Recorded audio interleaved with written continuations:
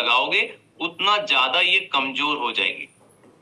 और अगर आपका प्रेशर नहीं होते हुए भी आसानी से हो जा रही है, इसका मतलब ये आंतें मजबूत है, अच्छी है। ठीक है, तो इसका ध्यान रखिएगा। तो इसका टाइम क्या है? 3 से 5 बजे के बीच। अब इसके बाद का जो टाइम है वो है आपके फेफड़े का।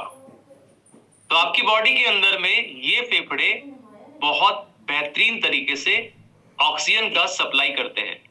जितनी भी आप नाक से हवा लेते हो, जिसमें आप बहुत सारी हवा लेते हो, केवल ऑक्सीजन नहीं लेते, आप बाहर का धूल, बाहर की कार्बन डाइऑक्साइड, बहुत सारी चीजों को लेते हैं। तो ये फेफड़े जो है ये इतनी सारी चीजों को झेलते हैं कि पूछो मत। और तो और बहुत सारे लोग अलग अलग प्रकार के धुएं भी लेते हैं कि नहीं, स्मोकिंग के माध्यम से। ये फेफड़े बेचारे बहुत झेलते हैं, क्योंकि ये आपके छनाई का कार्यक्रम कर रहे हैं, एकदम साफ सुथरा काम कर रहे हैं कि भाई जो अच्छी चीज है वो ऑक्सीजन के फॉर्म में हम इसने हार्ट को पहुंचा दे, अपने हार्ट को ऑक्सीजन पहुंचा दे। लेकिन वो हार्ट को हम ऑक्सीजन तभी पहुंचाएंगे ना जब ये फेफड़े अच्छे रहेंगे। और अगर ये खराब हो गए तो प्रॉब्लम में आएंगे। ये मजबूत नहीं रहेंगे, कमजोर रहेंगे तो प्रॉब्लम में आएंगे। इसीलिए बहुत सारे लोग इस फेफड़े के कमजोर होने की वजह से जब कोरोना काल आया था वहां पे चले गए, इस दुनिया से ही चले गए, मात्र इनकी कमजोरी की वजह से। सो इसको बेहतर रखने के लिए इसका भी अपना टाइम निर्धारित है। ये कहता है 5 बजे से 7 बजे के बीच प्योर ऑक्सीजन डालिए, अच्छा ऑक्सीजन डालिए, क्योंकि उस वक्त पौधे जो हैं बहुत अच्छे ऑक्सीजन की सप्लाई करते हैं। तो ये फेफड़े को अच्छा रखने के लिए ऑक्सीजन डालिए और ये मजबूत बनेंगे, ताकतवर बनेंगे। वर्कआउट करिए, अच्छे से वर्कआउट अगर आप करते हैं आधा घंटा 20 मिनट, तो ये फेफड़े मजबूत बन जाते हैं और फिर आपकी छनाई के कार्यक्रम के लिए वो ज्यादा लंबा समय देते हैं। तो 5 से 7 बजे के बीच सही टाइम है वर्कआउट करने का, तो ये फेफड़े मजबूत रहेंगे। अब इसके बाद आती है बारी आपके पेट की। हर चीज का अपना एक टाइम निर्धारित है। आप ऑफिस जाते हैं और ऑफिस जाने के बाद आप लेट हो जाते हैं, तो क्या होता है? बॉस की डांट पड़ती है। आपके बच्चे के स्कूल का टाइम हो रहा है, गाड़ी वाला आने वाला है, आप उसके लिए क्या करोगे? टाइम मैनेज करोगे। आपके घर पे टिफिन तैयार करनी है, आपको हस्बैंड के लिए, बच्चों के लिए सब कुछ तैयार करना है। और आप कितनी ईमानदारी के साथ पूरे घर का, परिवार का ध्यान रखते हैं।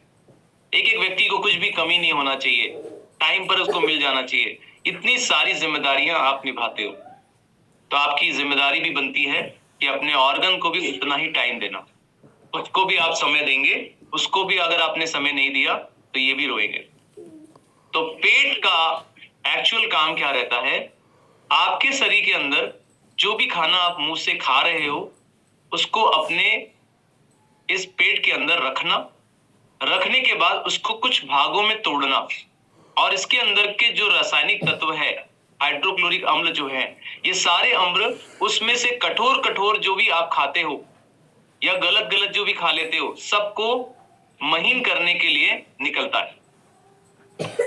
इतना अच्छा हमारा ये पेट है।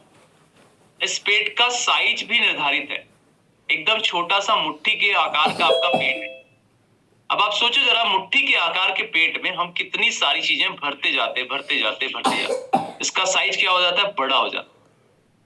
तो बलून के अंदर यदि आपने हवा डाली है और हवा डालकर बलून को फुला दीजिए और फुलाकर उसका मुंह बंद कर दीजिए। कुछ देर के बाद आप उस बलून का मुंह खोल दीजिए। क्या लगता है, जैसा शुरू में फूला था वैसा ही रहेगा, पतला सा, या वो एक लटकी हुई अवस्था में रहेगा, फूले फूले अवस्था में? वो वैसी ही अवस्था का आपका ये पेट हो जाता है। और जब इसका पेट बड़ा हो जाएगा तो आपकी भूख भी वैसी बड़ी हो जाएगी और फिर आप ज्यादा खाने लगेंगे और ओवरवेट हो जाएंगे। तो इसको उतना ही दीजिए, लिमिटेड, जितना उसका साइज है। यही कारण है कि हम यहाँ पर 5 बार खाने के बारे में बताते हैं कि आप तोड़ तोड़ के कैसे खाना खाएं। तो जब तोड़ तोड़ के खाते हैं तो थोड़ा थोड़ा पेट बर्दाश्त कर लेता है। और सुबह का हमारा खाना तो बहुत जबरदस्त रहता है यहाँ पर। ऐसा भोजन जिसके अंदर आग ही ना लगे। रात का भोजन भी हमारा ऐसा है जिसके अंदर आग ही नहीं लगती चूल्हे पे हमारे यहाँ। ठीक है, तो आप जिस तरीके से ये चीज समझेंगे, न्यूट्रिशन आपकी बॉडी में उसी तरीके से काम करेगा। इसका काम भी शुरू होता है 7 से लेकर 9 बजे के बीच। तो 7 से 9 बजे के बीच इस पेट को सही आयाम देना है, इसके अंदर अच्छा और गुड फ्यूल डालना है, तब जाकर करके आपका ये पेट खूबसूरत रहेगा और किसी प्रकार का गैस, एसिडिटी, कुछ भी चीजें ऐसी नहीं होंगी। ना ही आपको कोई कायम चूर्ण खाना पड़ेगा, ना ही आपको किसी प्रकार की कोई हाजमोला खाने की जरूरत है, कुछ भी करने की जरूरत नहीं पड़ेगी। ये बहुत अच्छे से पाचन क्रिया रखेगा यदि आप सब कुछ बराबर टाइम पे करेंगे तो। सो इट्स वेरी इंपॉर्टेंट कि टाइम मैनेजमेंट को आपको समझना है और ये चारों ही अंग आपके शरीर के बहुत इंपॉर्टेंट हैं।